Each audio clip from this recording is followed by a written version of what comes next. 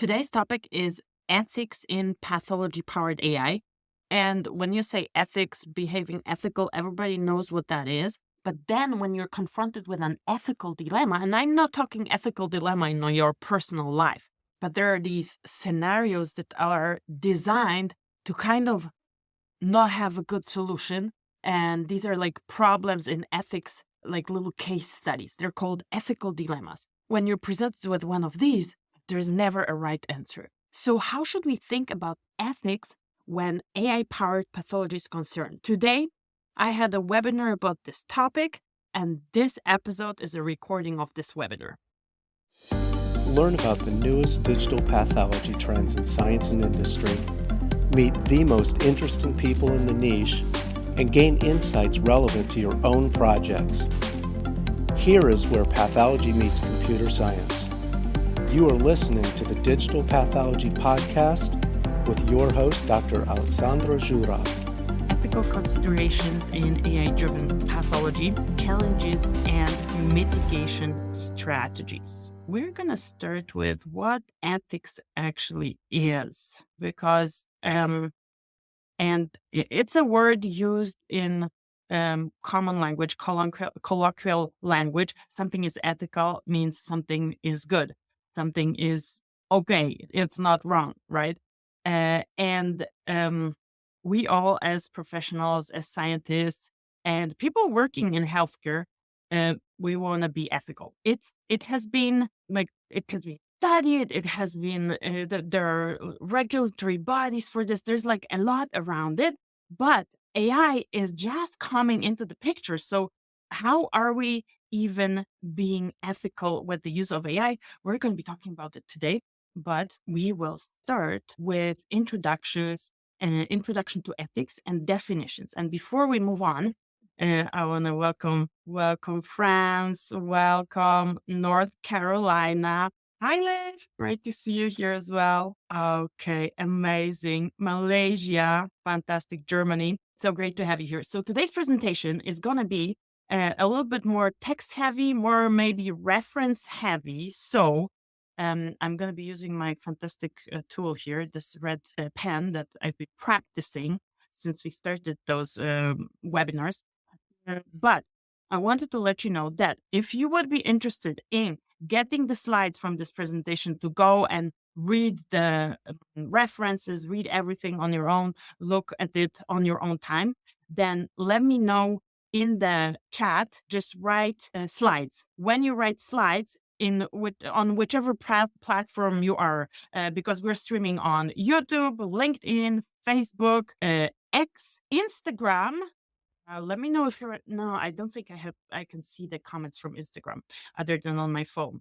So if you want the slides, and I'm going to repeat it a little bit later when everybody joins, then just write slides in the comment, and I'm going to be sending you the slide later. So let's start with what ethics is. There's going to be some definition reading, but I thought it was important to have like the official definition of what that is, because I know everybody like knows they want to be a good person, but there is a lot of discussion going on. And my first encounter was probably in vet school, when probably it was a subject or part of philosophy or something.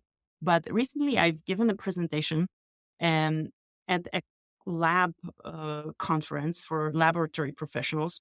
There was a speaker. She was speaking before me. She had a presentation just before my presentation about AI and pathology, and she was talking about ethics. And I probably normally would not have joined her presentation. I mean, as important as this topic is, at that point, it was more to me, okay, I think I'm a good person. I should be good. But I joined her presentation because she was just before me, so I wanted to be on time. And she was a specialist. She was, I think, also a genetic counselor, and she was specializing in these topics of ethics for biomedical field. And she was giving examples and asking us questions. And I will have one example for you as well. And we'll be waiting for you to let me know in the chat the answers. She was giving us like case studies or examples and asking, hey, what would you do in this situation? Only when you are confronted with these like unsolvable dilemmas, do you realize, oh, let's put it differently. Did I realize how nuanced this field is? And it's not just as simple as what I think is right. We're going to get to it. So I see people, okay, you guys want slides? Yeah, please keep, as you join, let me know if you want the slides to this presentation. I know I didn't show any images yet, but let's start with the definition. Ethics is a study of moral right and wrong, good and bad. So basically, like our normal understanding is like somebody is ethical, they're good, they're considerate, they're like good people, good professionals, do good science, right? But we have here moral right and wrong. So morality is another like aspect of this that maybe is not going to be the same in all the cultures, right? Then what's the purpose? It guides behavior by defining moral principles. So it actually is defining those moral principles. And we have different branches. There is meta-ethics, origin and meaning of ethical concept. We have normative ethics, and something that I think is most close to us, and where we're going to be asking ourselves questions, is this branch of applied ethics. So analysis of specific moral issues. And ethics influences personal, professional, and societal decisions. And I think last time I showed you something cool with this tool, this presentation tool. Do you see this little number 1 here? When you hover over it, so when I give you the slides, you'll be able to see them online. And when you hover over it, you'll see the references. Some of the references are going to be just at the bottom of the presentation, and some are going to be like we are used to from publications. So I thought that was a super cool feature of this tool. So if you ever want me to give you a tutorial for this tool, just write tutorial, and I'm going to make a YouTube video or something. So this is what ethics is. This is what Wikipedia tells us about ethics. There's a lot to think, and there are diagrams that I'm going to be showing you as well. And we as biomedical professionals, we have our own version of ethics. It's the bioethics, right? And bioethics is study of ethical issues in biology, medicine, and life sciences. So I think the majority of us is from those fields. Some maybe from the engineering fields, but if you're interested in this for pathology, then somehow you're touching some of these aspects. So bioethics is going to be something that is applicable to you. And Gamal, yes, there's going to be slides. I'm going to give you the slide. Focus is balances benefits of research against ethical consideration for humans, animals, and the environment. I want to emphasize this. Balances benefits of research against ethical considerations. So this ethics often, all the ethical dilemmas are not going to be a clear cut. They're going to be maybe clearer cut in a certain situation, but maybe in another country, it's not going to be a clear cut. It's a balancing act, which doesn't make it any easier, right? And the scope of bioethics, it includes medical ethics, environmental ethics, public health decisions, a lot of stuff that is heavily discussed, that are topics that cause polarization, I would say, because they're very impactful. So obviously there's going to be a lot of societal discussion there. And the goal is moral decision-making in healthcare research and policy. And bioethics ensures responsible scientific and medical practices respecting life and well-being. Let me check what's my next slide. Yeah, I want to tell you something about the importance of this responsible scientific and medical practices respecting life and well-being. You have heard about the scandal. No, I'm going to tell you about it near the next slide. Sorry for the teaser. Let's move on. So the importance of ethics in biomedical research, participant safety, of course, right? If we have both human and animal subjects, they need to be safe. Research integrity. Oh my goodness, this I cannot emphasize this strong enough. Public trust, because if the society does not trust that the research is done in an ethical way, then there's going to be pushback, there's not going to be funding, and we're going to be not move forward. Informed consent, super important. Guarantees subjects understanding and voluntary participation. Equitable treatment. So fair selection and treatment of research subjects. A topic for, a totally full presentation or a whole workshop. Ethical dilemmas resolution and societal benefits drives discoveries to enhance health and quality of life. Let's start with this example. So this is going to be something I want to ask you in the chat, what you would choose here. So let me read you this situation. There's a situation. Hospital has a limited number of ventilators during a severe influenza outbreak. Two patients require immediate access. Two patients require immediate access to a ventilator to survive.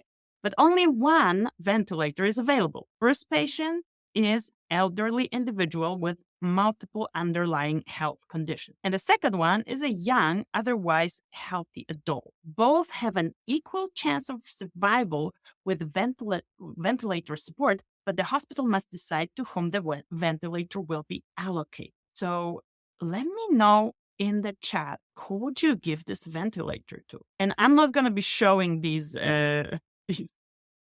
questions here on screen. But so my first thought, and this is kind of dictated by my background, by where I come from.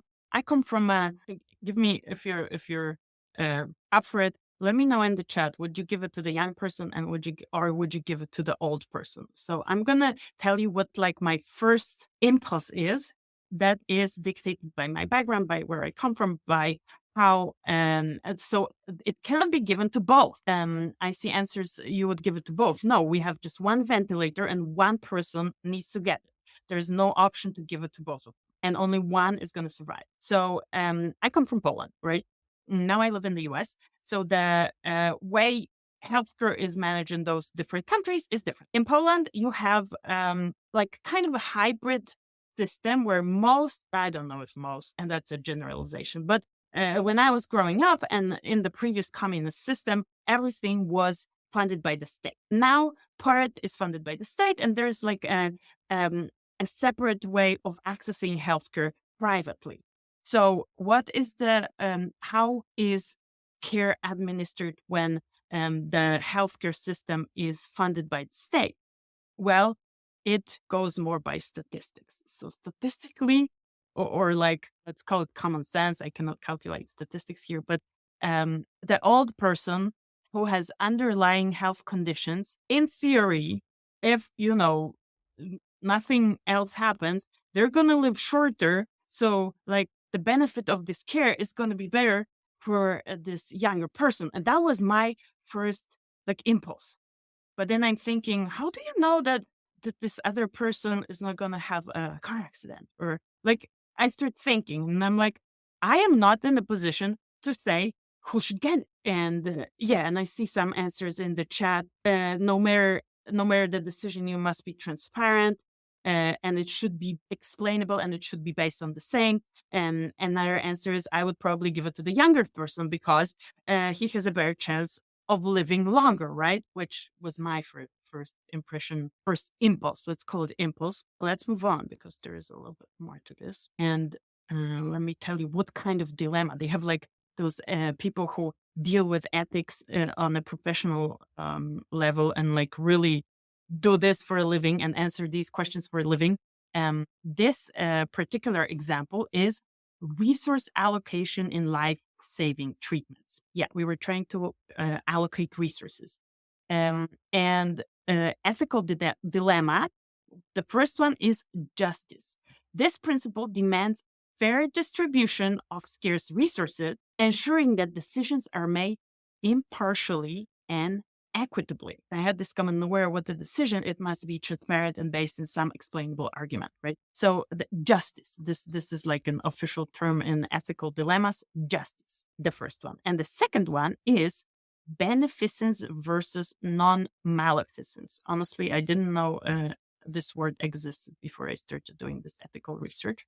So, beneficence versus non-maleficence, the healthcare team must act in the best interest of both patients, beneficence, while also doing no harm, non-maleficence. However, choosing one patient over other inevitably leads to harm by omission for the patient not selected. So, like, to me, this is how are people doing this? I mean, there are guidelines, and that's what we're gonna get to this. But yeah, and I see comments, and we have people who are older. They're I have a person here in the comments saying they're 72. I'm gonna be 40 this year.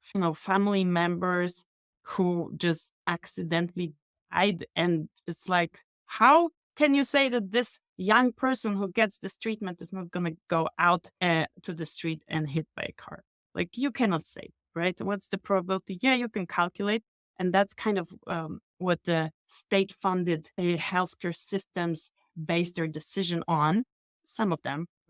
But anyway, let's move on and talk about other considerations, right? About the considerations in our example here. So this example, resource allocation in life-saving treatment. Consideration. Should the decision prioritize the younger patient, which was my thought, based on potential years of life saved? And here, keyword potential, right? Aligning with a utilitarian approach to the seek to maximize overall benefits. Should the decision be made through a lottery system, treating all lives as equally valuable and leaving the choice to chance? So we had a comment like that, right? Thus upholding the principle of justice without bias. How do the principles of respect for autonomy and informed consent play into the decision-making process, considering both patients or their families' preferences and values, right? So there are like more. Here I have this beautiful picture of created by AI with a prompt, pathologists thinking, asking themselves a question. And this, it's again in this presentation program that I'm using. If you'd be interested in how I work with it, let me know in the comments. Write tutorial, and I'm going to make a tutorial on YouTube. But only if you want it. If you don't want it, then I'm just going to keep making these presentations. But obviously, we see we gave the prompt pathologist thinking, and we have a not too old, like middle-aged. He has gray hair, white male, who actually is wearing a stethoscope. Like, why would AI needs to step up the game a little bit? But basically, we have a white male, right? And this is like the most common example of AI bias. Hey, you give a prompt, and most probably it's gonna be a white male if it's a profession that is like a secretary is gonna be a woman, and a doctor is gonna be a white male, or things like that, right? And I wanted to check, okay, how biased is it? So, like, given the information they gave AI, I said pathologist thinking based just on like probabilities. How biased is this particular image, right? Meaning, like, what's the chance that it's going to be a male versus a female? So I actually checked it just before the presentation. I checked the number of active physicians in the US in 2021. This is from statistica.com, and they have amazing statistics. I think you have to pay to get access to all of them. By specialty and gender. So we are not even like talking about race or any other minority aspect or any other characterizing aspect, but we're just talking anatomic clinical pathology.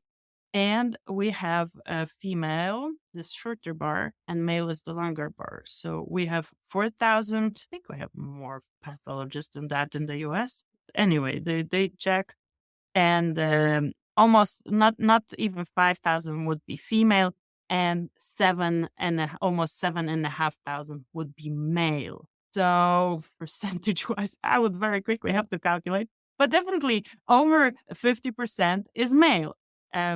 50% is, say 3.5, 4 would be 50%. Yeah, let's say 60% is male. So given like the chance, this image of male being the previous slide is less biased than you would think, based on the prevalence male pathologists in society. So just wanted to insert that because bias is going to be something we're going to be talking about. So yeah, we have to consider a lot. So cool. Okay, and talking a little bit more about this resource allocation in life-saving treatments dilemma, it highlights the complexity involved in treatment and diagnostic decisions. Remember the keywords here: treatment and diagnosis decisions. We're going to get back to that in a little bit. When healthcare resources are limited, requiring a balance between ethical principles of justice, beneficence, non-maleficence, and respect for persons. So a lot of different principles that we have to consider that honestly, I didn't even know were like officially defined. So here, admitting my own ignorance before I started researching the topic. What are the frameworks that we are moving within? Like, who says what is ethical? Who determines what is ethical? We have ethical guidelines and documents such as declarations of Helsinki and Belmont Report. They set broad principles, like what should guide it. Then we have regulatory agencies, of course, FDA in the US, EMA in Europe, and they ensure that research meets ethical and safety standards. So I was reading up this. So if you ever, let me know if you ever heard a presentation, put FDA in the comments if you have heard a presentation or like read on the like history of FDA. Basically, the history of FDA or like why FDA has the like rules that they have right now is kind of like how law is created. It's a history of preventing future debacles that already happened, and then they created a law, created a regulations to prevent that from happening. So you probably have heard about the situation with thalidomide. Thalidomide was the medication given to pregnant women for anxiety, and it was supposed to be sedative that later caused short limbs in the newborns, and it was used in Germany and in Europe. And actually, it was never officially approved or approved for distribution in the US. And because the FDA official, Francis, I forgot her last name, which I will Google right now because this is important. This is a very, very important. Who that was? That was Francis Oldham. She said, no, there's not enough proof for this thing to be used in the US. And it wasn't. At least it wasn't used officially. I don't know. I think there were like in total like 300 people who are actually suffering from the disorder, from those short limbs, because it was somehow made it to the US unofficially, and it was being given to pregnant women. So anyway, this was like the most famous debacle that happened. And there is like, when you listen to the history of the FDA, it's basically like a series of these things that some by omission or some by like us not knowing things happened. And then there was regulation. So now we have regulatory bodies that rightly so take care or like regulate these things, right? We have our institutional review boards, which are committees that review research proposals for ethical compliance. We have professional ethical committees like American Medical Association that provide ethical guidelines.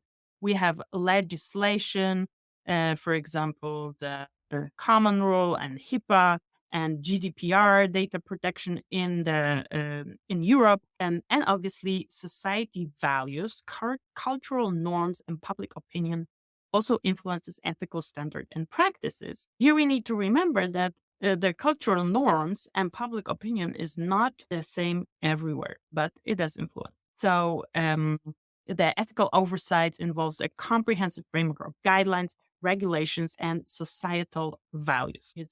How can we even survive being ethical? Should we even like touch it or should we not touch it? Especially when AI is entering the space, and this AI sometimes goes crazy and hallucinates. And like, what can we do? How can we leverage these tools or not? Shall we, or should we just stay clear of this?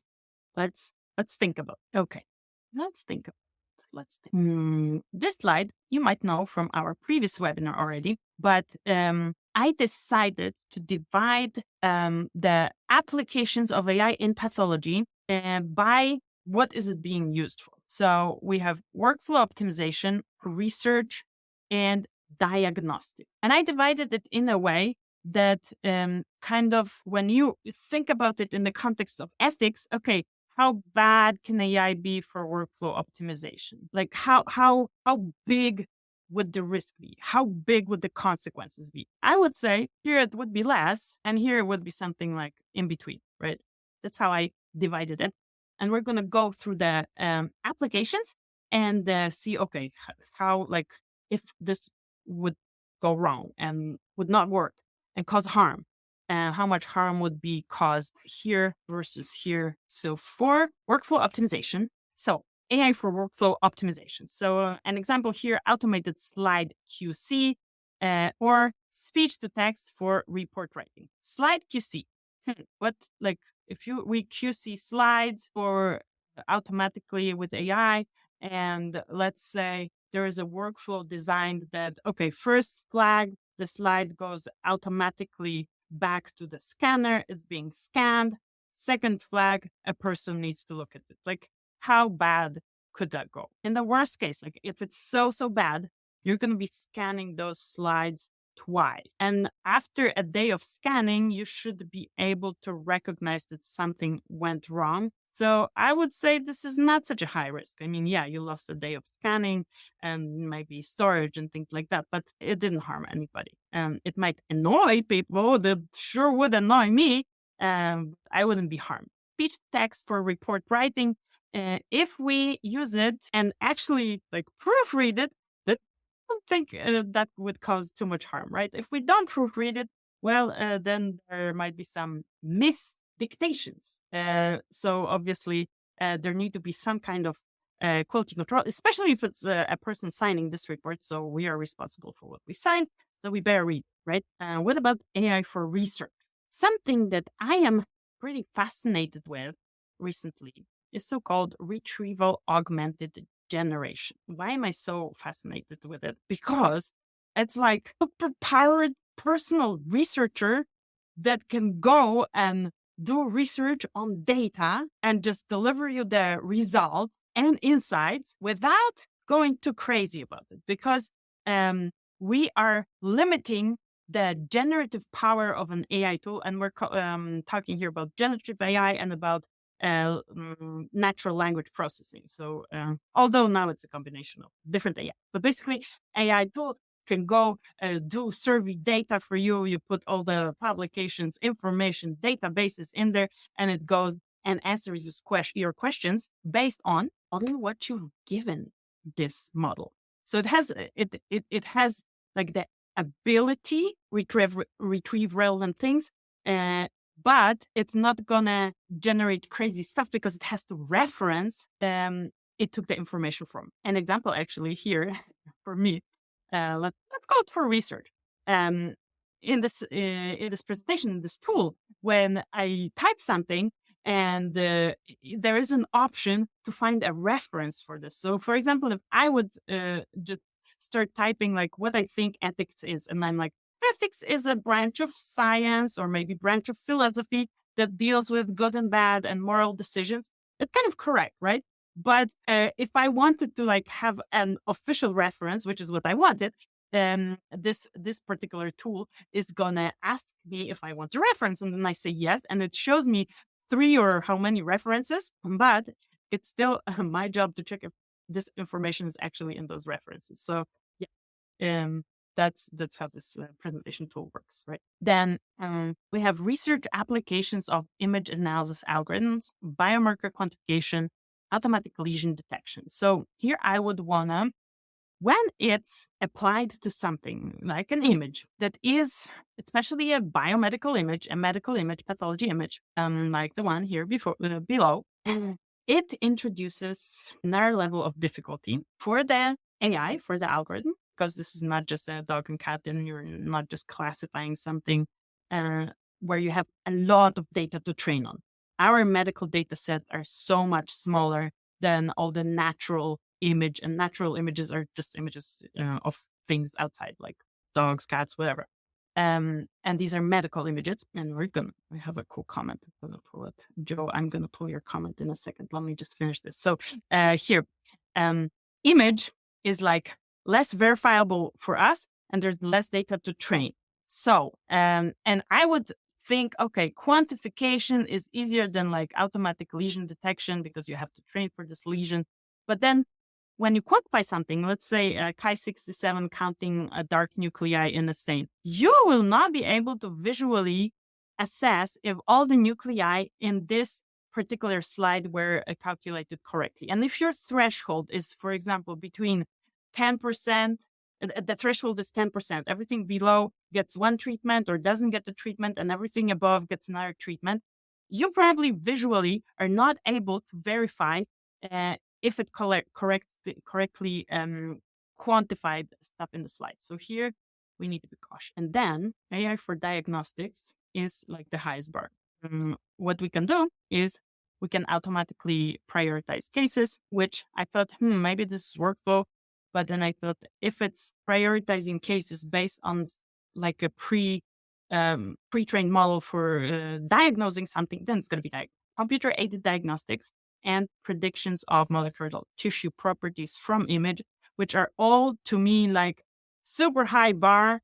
If stuff goes wrong and we don't have a method to verify and check that it's okay, then we're in trouble. And not only we are, but the patients that were in treatment or were being seen are in trouble as well, which is worse. Joe. Speech text for report writing and image analysis is causing user bias to rely too much on AI for the work. And this is very much a concern for all the tools that like suggest. It's totally a valid concern. We're going to be talking about it. And the FDA is considering allowing a person who is not a doctor to approve negative cases that have been looked at by AI. These people will have some training, which is yet to be defined. Yeah, so this is kind of a mimicking of them, for example, of a screening test scenario. And mammography is a screening test in radiology. So there are technicians involved in pre-screening the test, and then only a medical doctor does other part of the workflow. The same counts for cytology, for cervical smears. There is certain percentages, and it's defined in the clinical lab workflow how to do it. And now there are algorithms that are good enough on par with the non-medical doctor person. So there are discussions. How can this be implemented? What do we do? Do we use it? Do we not use it? I want to use it because it's leveraged. How can I use it ethically, right? I guess many of you are asking yourself the same question. So what could ethically go wrong? There is a paper. Let me accept my own cookies here. There are many papers, but I choose one of the papers for you because I had the co-author, Dr. Richard Levinson, as a guest on my podcast. And I actually invited him to the podcast because of this paper. But he's not even the first. First author is, let me see here, Nakagawa. Keisuke Nakagawa is the first author. Why do I like the paper? Because it has a nice table. And it basically tells you what could possibly go wrong with AI. They're very relevant. So in this paper, if you get a chance to read it, you're going to have a super cool table. And basically it says what can go wrong with AI. And I chose the things that are connected to ethics. So what do we have? What are the problems? Lack of data diversity. Lack of data diversity in data set used to train AI models. The data sets are not diverse. The model may not be able to accurately identify pathology in a wide range of patients. Very valid concern, right? If we claim that a model is generalizable, but it was only developed on a certain type of population, it's not generalizable, right? because it was not developed for this part of population. Then we also have bias in the data. We have biases in let me talk about me. I have biases in my head, based on my experience, based on my background, based on my life. And I guess it's not that different for other people. And obviously, AI models can perpetuate bias present in the training data, leading to inaccurate or unfair diagnosis for certain groups of patients. An example of bias that is like not related to this, let's say I would train ChatGPT to speak like me. And I would train it on my podcast transcript. And then I would ask it to write a letter to somebody like maybe not, that's not the greatest example, but let's say a formal letter. And if it would only be trained on the way I speak, it wouldn't have the data, the structures necessary to write a formal letter, right? So, but it was biased in the data that they've given this algorithm to train. I only gave transcripts and I talk like I talk. This is not how I write an official research proposal, right? So another thing, lack of understanding. AI models can be difficult to interpret. This is super important as well. And I think we touched on this last time when we were talking about applications and when we were talking about especially mutation predictions. And some people said, this is not ready for prime time. I'm in the camp that says, yes, I would like to leverage it, but show me that it actually predicts what it's supposed to predict. Yeah, because they're difficult to interpret, they're making it difficult for pathologists to understand how a diagnosis was made, and therefore difficult to trust the AI diagnosis. If it's something we can visually confirm, that's less of a problem because being a trained pathologist, you recognize tissue patterns and you can confirm, yeah, this is okay. Like the mutation predictions, like there are entities that have nothing to do with like visual appearance of this tissue, right? It's just molecular property. Maybe there is something visual, but it's not, you cannot distinguish as a human. Then obviously security. AI models and data must be protected from unauthorized access, especially when dealing with sensitive patient information. Regulation. AI models will have to comply with data protection and healthcare regulation. And accreditation. AI models will have to be validated and accredited by relevant regulatory bodies before they can be used in the clinical settings. And this has to do with those AI tools being classified as medical devices. There was a commentary in Nature, I'm going to show it to you, that came out 2 days ago, and I had to read it before I gave this presentation because I saw it, so I couldn't omit this information. So when you go to this paper, you will also find mitigation strategies. So there's this table 1, which is like my favorite table out of publication. I don't think I have cited anything more than this particular table because it shows you the challenges and they're like divided. Then it shows you the impact, and then it gives you mitigation strategies, which is fantastic because it assumes, okay, it's going to be used. How can you mitigate that this impact that is harmful is not going to happen? So this table is my favorite table. So for example, for limited demographic diversity, the problem is going to be AI may result in AI models which do not generalize across populations, right? So what do? Data collection and sharing efforts across institutions around the world. We can do that, right? Interpretability. Limited interpretability. What can we do? Use different tools. These are some computational introspection tools that tell you what these, how those weights and biases and how this model functions. I would say this is more for computer scientists. Okay, we have tools, and this deep learning interpretability is a rapidly evolving research area, and there are newly created tools. Another trend that I'm seeing is that you'll have this digital AI tool that is predicting something, and then you use fast, cheap tool to confirm it. Like, let's say a mutation is predicted, and then you use a rapid PCR to confirm it, rather than like go and sequence the whole thing. So here you save time, you save money. Computing resources. Many hospitals lack the basic computing resources needed to deploy AI model. And what do we need to do? So what is the impact? Well, there's going to be fantastic tools that they will not have access to. And is that fair? Is that ethical? Probably not. So what can we do? And this is a publication from last year. But there's new data. There is new strategies. But I think the way this is structured is just so informative. And how? What can we do? I need to tell you a story. So I was talking to because for like I get so super enthusiastic about something, and then I inform myself a little more, and then my enthusiasm is a little bit, let's say, it's gated, or it's more targeted. I was reading about AI that could be used on mobile devices, and a phone that you can put to your microscope and take a picture and deploy a model, and it would be cloud based. And I was talking to a person who actually had experience with doing something like that, uh, and trying to deploy something like that in, I don't know which African country, but in Africa on iPhone. And he said that he went there, then visited again, and all those iPhones that people donated, they were just like in this box. And he was like, "What? Is it not working? What's wrong?" And they said, "Well, we don't have internet access. It would be a fantastic tool if you could actually do it locally on the phone, but because you rely on cloud computing, we don't really have internet. So those iPhones have been there for a year." I'm like, I wouldn't even have thought of that, which I should, because when I go to Poland in my village, I have like terrible internet.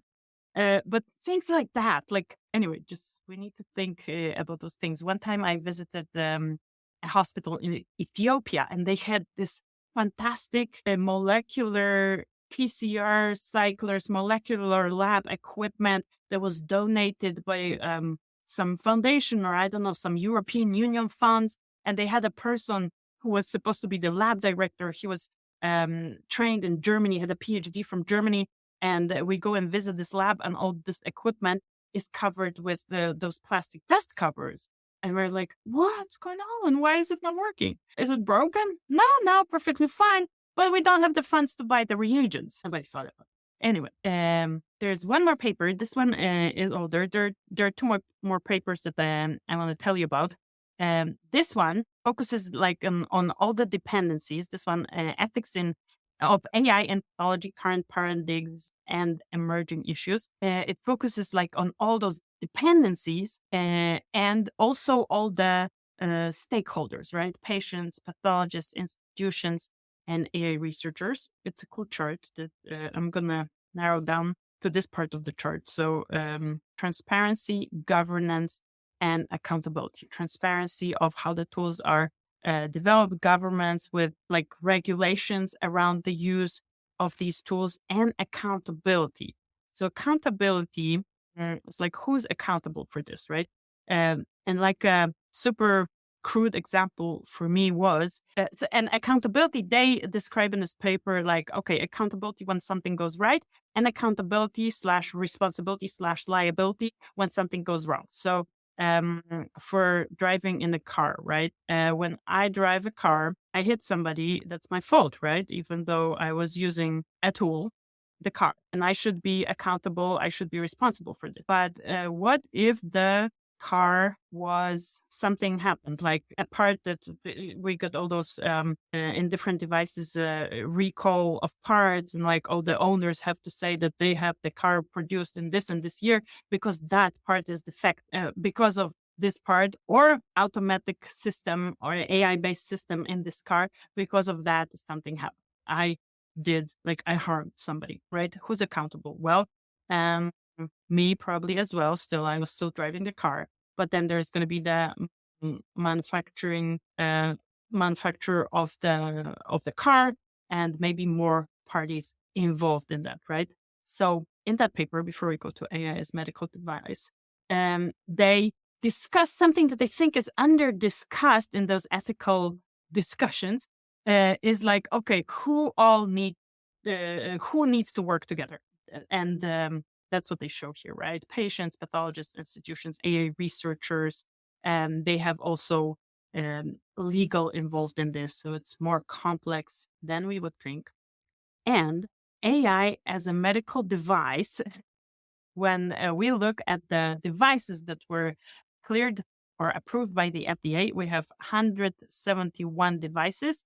Do you know, can you guess how many are pathology? These are AI based and machine learning. Let me know in the chat how many do you think are in the pathology space. And here, an important fact, 155 of them, this was between August 2022 and July 2023. So like most of them were just recent. You know how many are in pathology? Any guesses how many? I'll let you know. Exactly 3. We have 3 here, and these are molecular. So I kind of like Christina says 2. You are super close, Christina. You're the closest, and Joe said under 30. That's also very well. Christina, you're closer.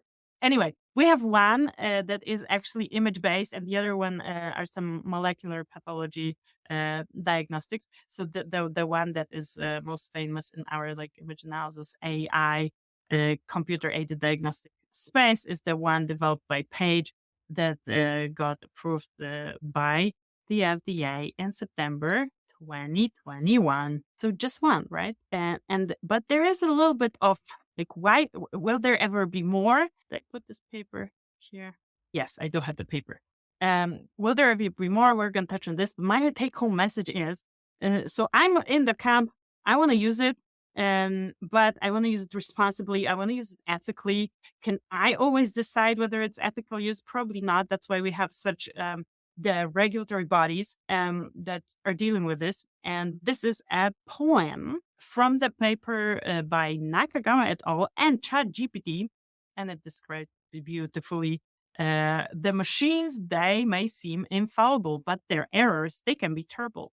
And with cancer, a false positive too. The consequence is dire and risky. But yet we still march on with this quest for faster results with little rest. But let us not forget the human touch, for in the end, it is what matters much. So let us tread with caution and care as we delve deeper into the AI affair. For the stakes are high and the risks real. In the field of pathology, let us not seal our fate with machines, but with our own eyes and judgment and expertise that never dies. Interpreted by ChatGPT. But what I wanted to show you that came out just a couple of days ago, 16th of April, by Stephen Gilbert and Jakob Nicholas Cutter. It's a comment, Nature Reviews Cancer. And they say that as long as the AI use is, and they talk about generalist AI. So generalist AI is the one that like it can be used for more than just one specific task. So like large language models would be like, it's not going to just predict one, like give you one type of answer. It can generate responses based on data, right?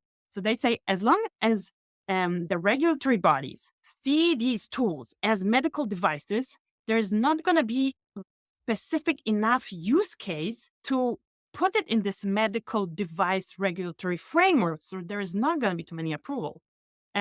Will that mean that they're not going to be used? Well, no, they will be used because thalidomide, right? It was not approved and it was still used and caused harm. How can it be used? And that's basically what they discuss in this commentary. It's just 2 pages. You can read it, and it's fantastic. Like a good point of view on how to look at it, because nobody's going to prevent me from using this thing at home, even if I like don't put the data, don't paste anything from work. I still have my head and can ask questions. And the same is going to be people are going to come to the doctor and say, hey, I had these results. So now you can get all those results in the portal, right? I remember my history. This is what I think I have. How about we try this and that and that? Basically, there's going to be patients who are enabled with AI coming to the doctors who are not enabled because they're not allowed to use it at work. And they are in a disadvantaged position. The guardrails need to figure out how to do a good answer. And now I will let you ask questions, and I'm going to pull.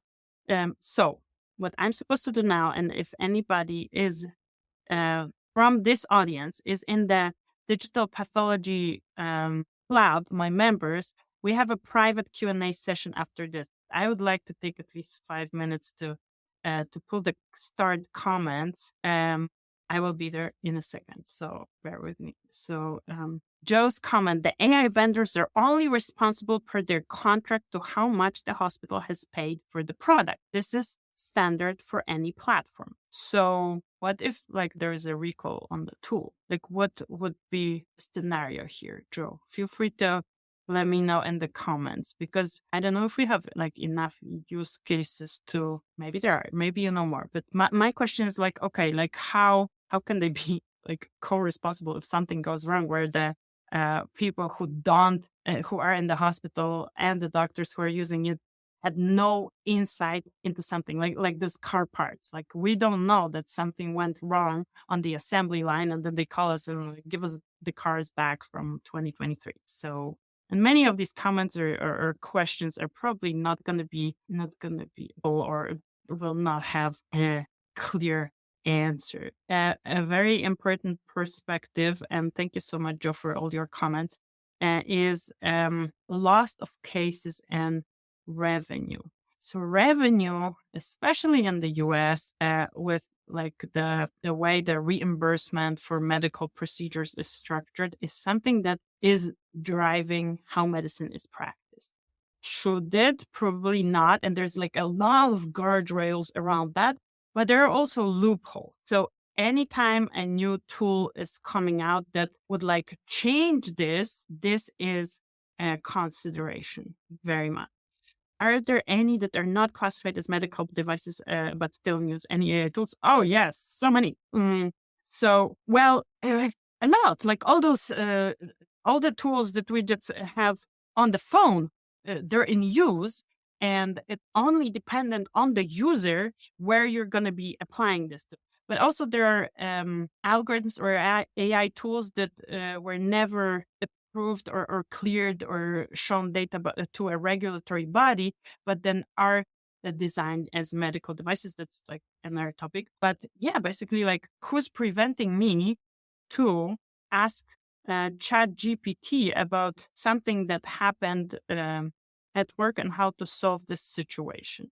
Only I'm preventing myself because I might think this is not appropriate, but maybe somebody else, or in one scenario, it's not appropriate. In another one, it might be totally like harmless, right? So I'm the only gatekeeper between me using the AI, generalist AI, or not.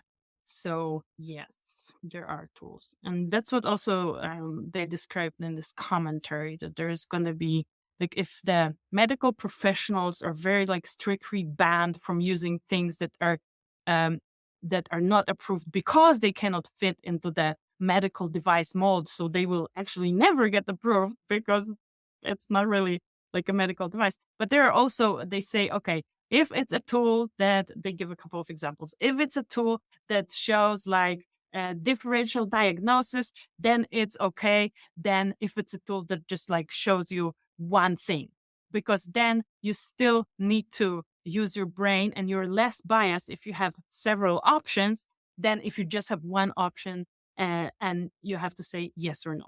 Then also they say that the highest risk are things based on medical images rather than text and tabular data. Checking if we have any more questions. I don't see any questions.